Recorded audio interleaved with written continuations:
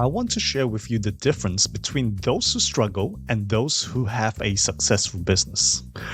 Hi, and welcome to the Radical Webinar Podcast, the show that helps six-figure high-ticket coaches who hate marketing scale the business to seven figures and beyond with webinars. Hi, this is your host, Terence Tam. And your AI co-host, Debbie, who is here again to torment Terence in another episode of Founders Go Naked. God help us all. Anyway, in today's episode, I want to share my reflections on what makes a coach or expert successful. See, after working with over 50 experts and coaches over the last 10 years, and knowing intimately what happens in the background of these coaching businesses, I think I am well qualified to talk about this issue. Who have you worked with that makes you qualified? I don't see you marketing Tony Robbins, do I? Yeah, no, because Tony hasn't heard of us yet. That's probably why he's not working with us.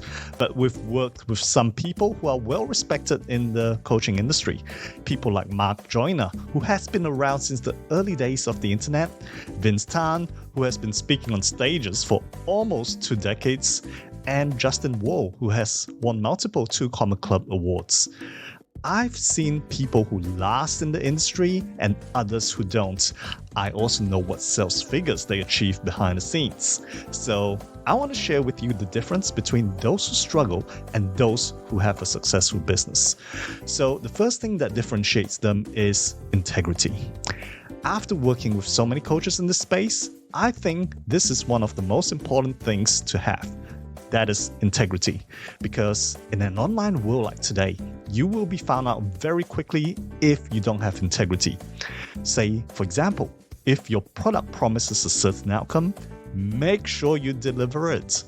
I mean, we have worked with coaches who say they own millions of dollars in real estate or businesses, but yet they have problems paying our bills. I think the whole fake it before you make it mindset is destructive for coaches.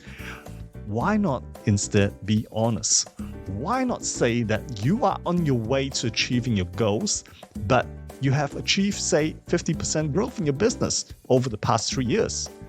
I mean, not only will people value your honesty, they are more likely to trust you. How can you find out if you have integrity?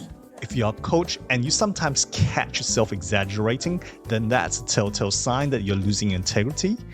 And if you're getting online reviews that have customers complaining about you, then it's time to review what you are doing and improve your product. The second thing is the ability to be flexible, see opportunities, and act fast. I remember when COVID first hit, we were getting leads for webinars for literally pennies. Some of our clients pivoted to webinars immediately, and they made an absolute killing. I remember one of our other clients saying that they just want to stop advertising completely because they were not ready to move into webinars from in-person seminars because they didn't think it would work. They were simply too slow to move, and they had their lunch eaten by others because they did not see this as an opportunity. But they want to see how things pan out first. In fact, they stopped using our services. So by the time they made the move, it was too late. I don't even know if their business is still existing today. And the third thing I noticed is that successful coaches have a clearly defined target market. Most coaches I see are casting a net that is too big and too wide. The successful ones, on the other hand, will have a very clearly defined audience. Just like this week when I was talking to a prospect. He is a coach in the UK who has a framework for growing businesses. When I asked him who his ideal target audience was, I was pleasantly surprised because I was bracing for the standard answer to be like entrepreneurs.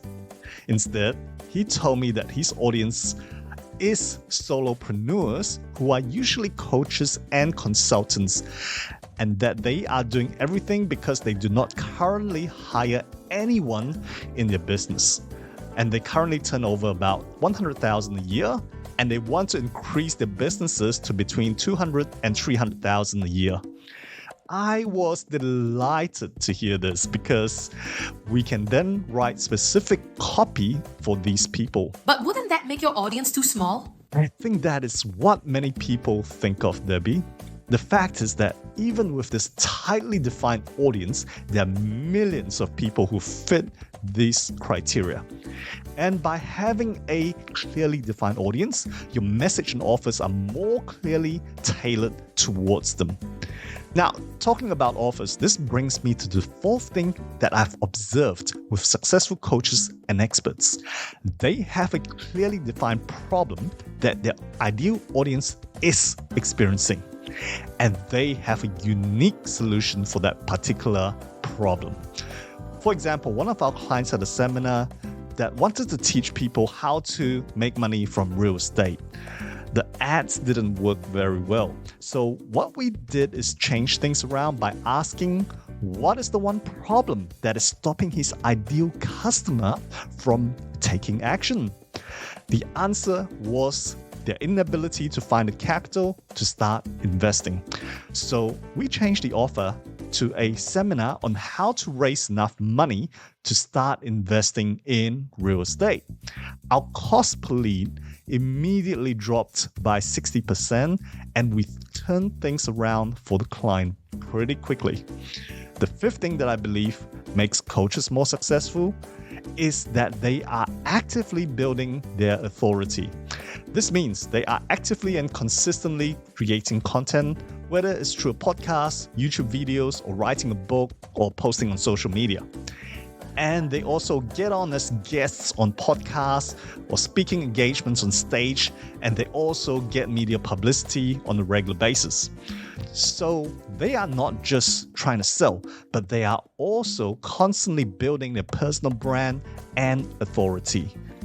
What if you are bad at creating content? Debbie, I don't think there's anyone inherently bad at creating content, especially if they are subject matter experts or a coach. But maybe it's a matter of they lack time to create that content.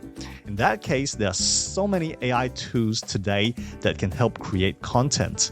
For example, you could ask ChatGPT to generate you a script, then create your video avatar on HeyGen that looks exactly like you.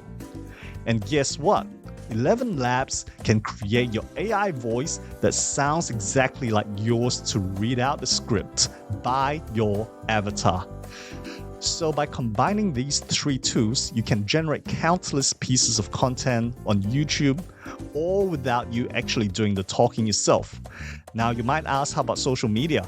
There are actually AI tools that can extract that content from YouTube and post it on various social media platforms as well. By the way, this is my actual voice on this podcast, right? I'm not using any AI. And mine is an AI generated from 11 Labs. Ah, yes. Thanks for reminding me. Yeah, see how real Debbie's voice is? And how annoying it is too. Of course, how can we forget that part? Alright guys, that's it for this episode. I hope you've enjoyed this episode where I've shared my insights as to what traits successful coaches have versus those that are not successful. And if you're a coach or expert, please don't forget to grab my book, Lead Search. It's a 225-page book that details 8 marketing funnels that you can immediately apply to your coaching or expert business right away. You can see the link in the show notes below. So thanks for listening, and I will see you in the next episode.